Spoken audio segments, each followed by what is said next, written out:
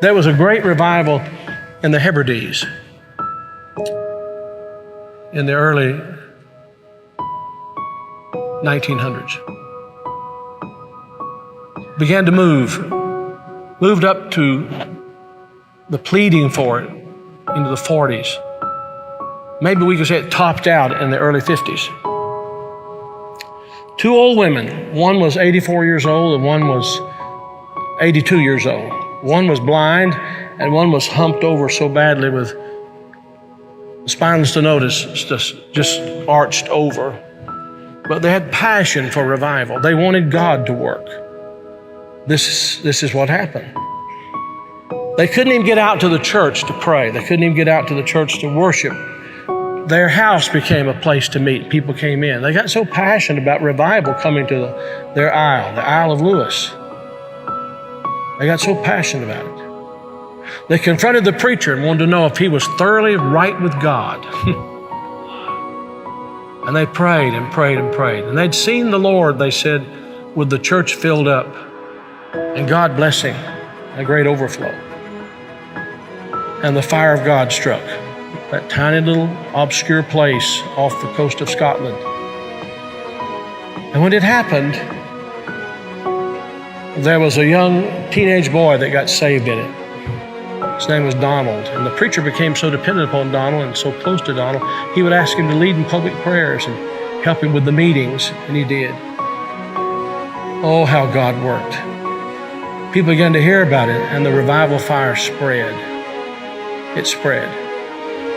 And God blessed in a great way. Those two old women, the kind of people don't want in their church anymore. And from that same island, there was a young girl who was a cousin to Donald Smith, who immigrated to America. Her name was Marianne Smith McLeod. She came to America in 1936. She met a man named Fred, and they were married. They fell in love. They were married. God blessed in a great way. And those old women were her aunts. And they came out of that fiery revival, They really experienced revival.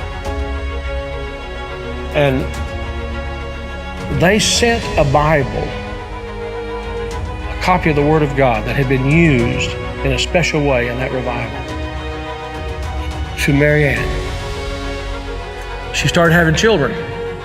I think it was 1937, she had her first child. They named him after his father, Fred. Then she had her second child, named after herself, Marianne. Then she had her third child, Elizabeth. Then she had her fourth child, and she was so impacted by this teenage boy God had used in that revival of the Hebrides. She named him Donald.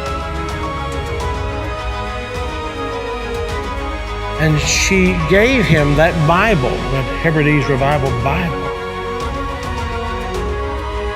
He was born in 1946. He's now the 45th President of the United States.